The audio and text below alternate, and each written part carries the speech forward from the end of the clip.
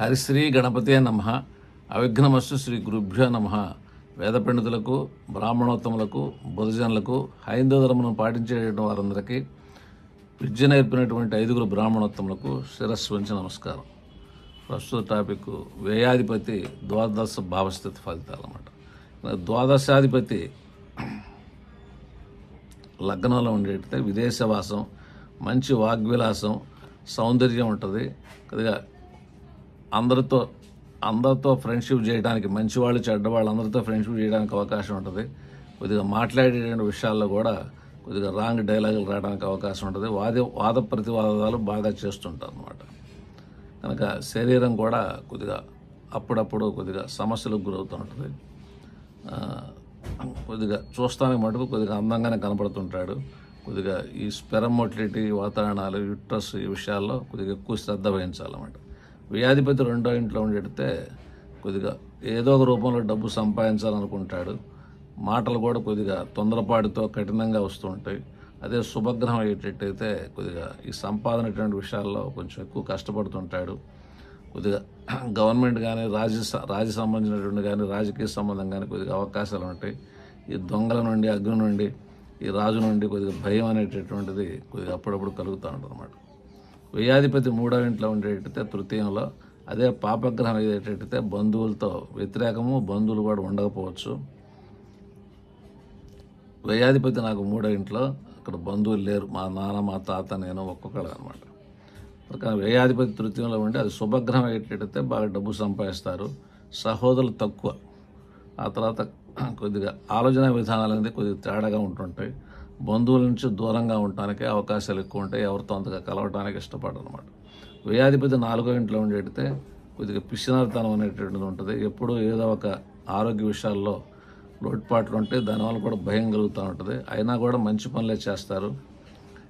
ఈ జాతకుని పుత్రుని చేతిలో కొద్దిగా కష్ట నష్టాలు అనేటటువంటి ఆ దుఃఖం అనేటటువంటిది కొద్దిగా కలుగుతూ ఉంటుంది సంతానం వలన. వ్యయాధిపతి 5వ ఉండేటైతే అది పాపగ్రహం అయ్యేటట్టయితే పుత్రహీనత అనేటువంటిది చెప్పారు. కనుక అది ఆడపిల్ల పుట్టచ్చు. శుభగ్రహం అయ్యేటట్టయితే మగపిల్ల కలగడానికి అవకాశాలు ఉన్నాయి. తండ్రి ధనాన్ని బాగానే ఖర్చు చేస్తారు.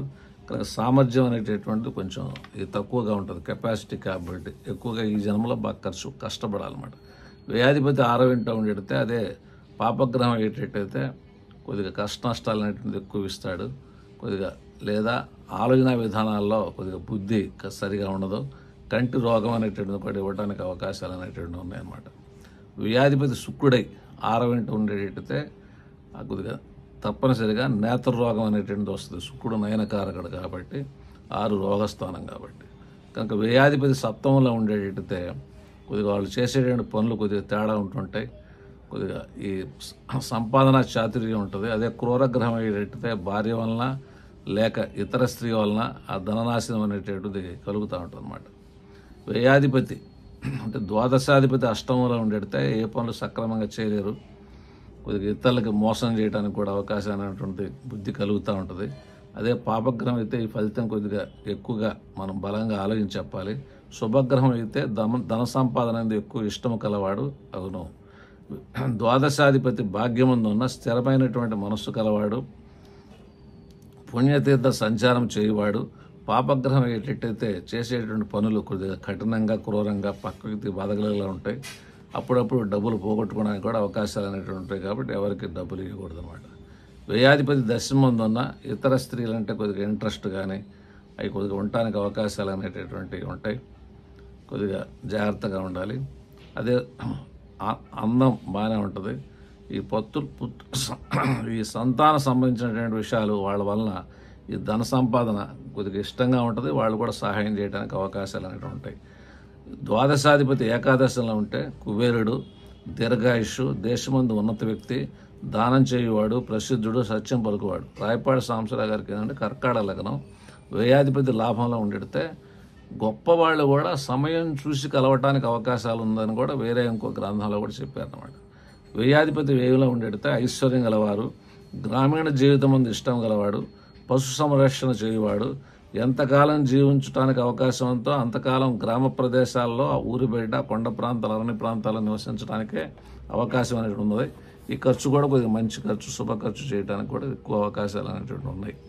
అది పాపగ్రహం శుభగ్రహం కూడా కొద్ది దృష్టిలో పెట్టుకొని ఒక పోర్ట్ఫోలియో కాకుండా ఇంకో పోర్ట్ఫోలియో కూడా వస్తుందన్నమాట. అంటే ఇప్పుడు తులా లగ్నానికి భాగ్య వ్యాధిపతి అనమాట. అట్లా గుర్తుపెట్టుకొని మనం ఆ బుద్ధిమంతుడైన జ్యోతిషుడు ఆలోచించి జడ్జిమెంట్స్ ఇస్తే ఎక్కువ ఫలితాలు అనేది మనం పొందగలం అన్నమాట. మంగళమాత్ శుభం వ్యాధి.